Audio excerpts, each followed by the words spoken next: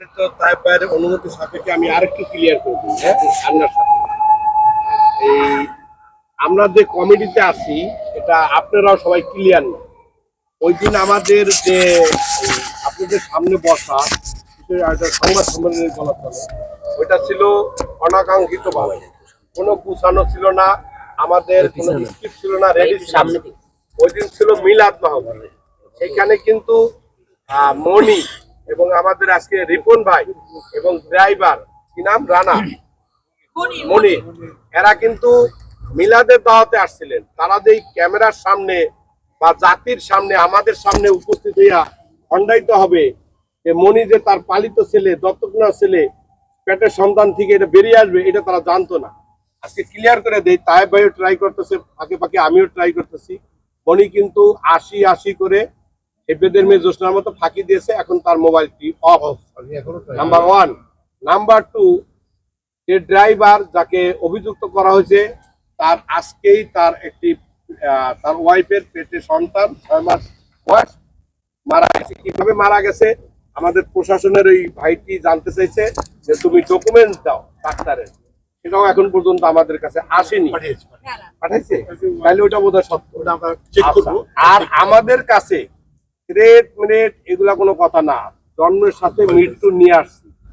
এরকম থ্রেট হয়তো 2টা 3টা আমার আসছে, আন্নার বোধহয় 2টা আসছে নাকি। আজকের 1 মিনিট, আচ্ছা আজকের পরে আমাদের আরো আসবে, তাতেও কিছু নাই। এই অঞ্জনা আপাকে ভালোবাসি, তার পারিবারিক ভাবে শুধু আমি না, আমার 2 মেয়ে, আমার ওয়াইফ সহ আমরা তার সাথে অঙ্গাঙ্গি ভাবে জড়িত।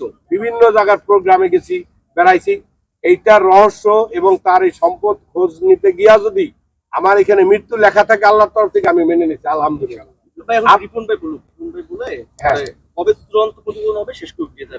তবে হ্যাঁ, এটা আমাদের একটু সময় লাগবে। আর রিপন ভাই কি পাইলেন, আমি রিপন ভাইকে জিজ্ঞেস করেন কেন মরি আসলে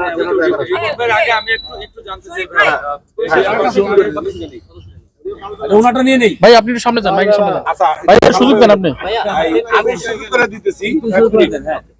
এইখানে না, আপনি এইখানে আপনি এখানে এসে মনি আসেনি কেন, আপনার সাথে কথা হয়েছে কিনা, ওই দিনের পর আপনাদের মধ্যে একটা দূরত্ব তৈরি হয়েছে কিনা বা সম্পর্কে বাজাবাজি হয়েছে কিনা। আর আপনার সাথে লাস্ট কি কথা হয়েছে মনি? কার সাথে? মনির সাথে। আর ড্রাইভার মনির সাথে কথা হয়েছে, আজকে কথা হয়েছে।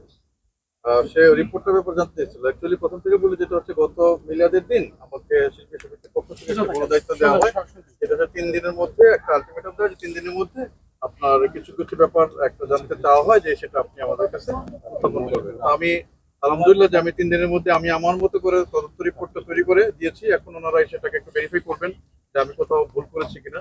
আমি যতটুকু জানতে পেরেছি অতটুকু, ওনারা যেটা জানতে চেয়েছেন সেটা আমি যেভাবে পেরেছি আমি দিয়েছি।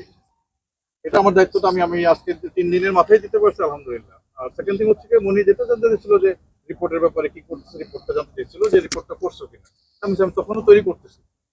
ইনফ্যাক্ট আমি দুপুরবেলা এটা আমি টাইপ করছি আজকে, আমার অফিসে টাইপ করে তখন আমি এটা ইয়ে করছি। এরপর আর তার সাথে আমার কথা হয়। আমি একটা কল করেছিলাম তাকে যে মনিমা আসছে, ভাই আমি আসতেছি, দুলাভাই আসছে, দুলাভাই বোনের বাসায় গেছে, লাঞ্চ করার পরে আমরা রওনা দেবো।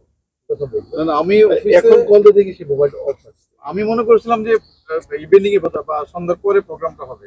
হ্যাঁ, মানে হঠাৎ করে তারপরে ফোন দিয়ে বলেছে যে আপনার 3টা থেকে বসে আছে। তখন আমি তাড়াহুড়া করে বোনের অফিস থেকে বেরোয় দৌড়ায় চলে আসছে। রিপোর্ট তৈরি করতে গিয়ে আপনাকে সহযোগিতা করেছে কিনা এবং এই কয়েকদিনে হ্যাঁ, না আমি যা জানতে চেয়েছি তা বলেছে এবং আমি তার কাছ থেকে সহযোগিতা পেয়েছি। আমি আসেনি কেন বা আসবে না কেন, সেটা আমি আসলে তার সাথে আমার কথা। উনি আপনাকে যে তথ্য দিয়েছে, আপনি কি সেটা কোনো আইডেন্টিফিকেশন করার জন্য আপনি বুঝেছেন কিনা? আমি না আমার ওর তথ্য যেটা হচ্ছে যে বিশেষ করে যে প্লট কেনা বিক্রি করার থেকে শুরু করে পর্যন্ত যে সমস্ত প্রজেক্টগুলো বেচা কেনা করেছে সেগুলোর ব্যাপারে তাদের সাথে আমার কথা হয়েছে। ডকুমেন্টগুলো আপনি নিয়েছেন কিনা? হ্যাঁ, এই ডকুমেন্ট নিয়েছি আমি, কোন জায়গায় কত টাকা বিক্রি করেছে কিনা না সেগুলো আমি ইন্টারনালি অন্য কাছে নিয়েছি।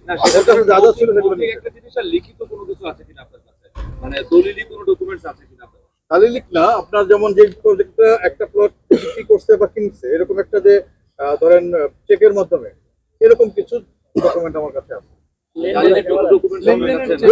লেনদেনের সেক্টর কারণ যখন আমি প্লট বিক্রি করবো তখন তো আমার দলিল হস্তান্তরের একটা বিষয় থাকে। এটা আমি আমার মতো দিয়েছি, যখন আবার যদি শিল্পী সমিতি মনে করে এটা আরো এলাবোরেটলি লাগবে তখন ওনারা আমাকে বলবে, তখন আমি আবার চেষ্টা করবো। আমি আমার মতো করে দিয়েছি, ওনারা দেখবে, দেখে তারপর ওনারা আমাকে বলবে। আচ্ছা তাইব ভাই, শোনা যাচ্ছে আপনাদের কমিউনিটি বেবি আপনাকে ওটা কিরকম হুমকি দেওয়া হচ্ছে বা ওটা অবগত কিনা? বেবি আপার বিষয়টা আমি আরেকটু বলি ভাইয়া, সেটা হচ্ছে যে অঞ্জনাপার সঙ্গে শেষ ওনার ফোন কলে কথা হয়েছিল, তখন সামহাও হচ্ছে অঞ্জনাপার ওদের থেকে ফোনটা কাটা হয়নি বা কোনো কারণে ফোনটা কাটতে পারেনি। তখন ওইদিকে যে কথাবার্তা চলতেছিল তাকে ওনার কাছে মনে হয়েছিল যে হুমকি ধামকির একটা বিষয় ওদিকে চলছিল। তো এটার একটা রেকর্ডও নাকি তার কাছে আছে এরকম শোনা যাচ্ছে। আপনাদের কাছে কোনো তথ্য বা কোনো কিছু আছে? পারফেক্ট, এটা আছে। উনি রেকর্ড করেছেন সেই মানে সেই দুঃসময়টুকু রেকর্ড করে যখন গায়ে হাত তুলতে সেরকম বোঝা যাচ্ছে, চিল্লাচিল্লি হচ্ছে, মানে সে ফোন করেছে অঞ্জনা পাতে। অঞ্জনা বোধহয় কেটে দিয়ে পরে ফোন করে, উনি আর কেটে দেন নাই, তখন ক্রাউড ছিল, উনি রেকর্ড করেছে। এরকম অডিও আমি শুনেছি। আমরা এই জন্য হয়তো বা তাকে থ্রেট করছে, আর থ্রেট করলেই যে আমরা চুপসে যা তাকে আমরা কি বিন্দুমাত্র ভয় পাচ্ছি না, পাবো না ইনশাল্লাহ। এটা যারা আহম্মকের রাজ্যে বাস করে হয়তো একটু সুযোগ সুবিধা নিয়ে একটু মধু খেয়ে পক্ষে করার চেষ্টা করছে, তাদের আমরা ডিসকাস করবো, নিন্দা জানাবো, নিন্দা জ্ঞাপন করবো যে আপনারা আসলে থেমে যান, আপনারা হুমকি তামকি দিয়েন না, আমাদের কাজ আমরা করেই থাকি। তাইব ভাই, মনি যেহেতু আসেনি, তার শুধু তার আচরণ সন্দেহজনক, সেক্ষেত্রে এখন আপনার চূড়ান্ত প্রতিবেদন বা করণীয় কি, কবে নিচ্ছেন বা কবে আপনি পাওয়া যাবে এটা? এটা আমরা অ্যাবসেন্ট দেখাবো তাকে যে সে কথা দিয়েও আসেনি, কারণ সামথিং হ্যাপেন, যে কথা দিয়ে কেন আসলো না সে, আর কেন পালিয়ে থাকা প্রয়োজন হলো, তাহলে তো আপনারা সবাই বুঝেন, দেশবাসী বুঝেন। হ্যাঁ, অনেক ছেলে সে থাকতো, যেহেতু তার একটা ভয় আছে, হয়তো ভাবছে আমরা আটকে দেবো, আমরা এখনো আটকে দেবো, কিন্তু সেদিনই দিতাম যতক্ষণ পর্যন্ত মামলা দায়ের না হবে, প্রপার মামলা না করবে, তখন আটকে আমরা কোথায় রাখবো? পুলিশে দিতাম, পুলিশ দিলে তো পুলিশ মামলা চায়, এই জন্য আমরা ওয়েট করছি। আমরা রিমান্ডের দায়িত্ব দিয়েছিলাম, রিমান্ডে ফেল করেছে, তাকে আনতে পারে নাই। আর যে ড্রাইভার সম্পর্কে বলতে চাই, ড্রাইভার আরিফ, যার নাম মনির, আরিফ নাম রেখেছে তারাই, যেহেতু মনিরের সাথে নাম মিলে যায়, নাম চেঞ্জ করেছে। আর আবার আমি বলি যে আরিফ কোনো ড্রাইভার নয়, কারণ ওনার 5 বছর যাবত কোনো গাড়ি নাই। আপনারা অনেকেই গাড়ির ড্রাইভারদের চালান, তো আপনারা দেখেন এক মাসে ঠিক মতো থাকতে চায় না বেতন না দিলে, সেই 5 বছর কেন রয়েছে? তাহলে মনে করতে হবে একটা সংঘবদ্ধ গ্যাং, মনি এবং আরিফ একটা সংঘবদ্ধ গ্যাং ওই কাজগুলো করেছে বলে আমরা ধারণা করতেছি।